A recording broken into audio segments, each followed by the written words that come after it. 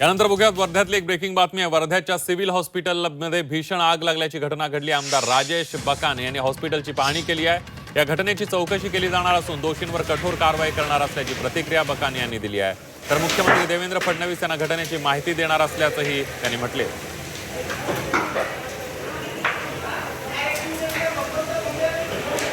संध्याकाळी सीएम साहेबांसोबत बोलतो।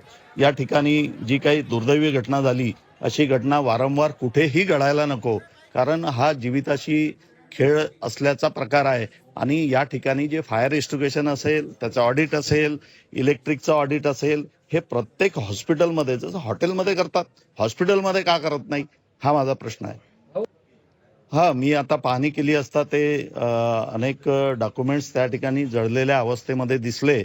आता ते माहिती पडेल की कुठला रेकॉर्ड त्या ठिकाणी होता आणि एकाच रूम मध्ये आग लागली आणि त्याच्यानंतर ती पसरल्या गेली, पण जीवितहानी झाली नाही, ही चांगली गोष्ट या ठिकाणी।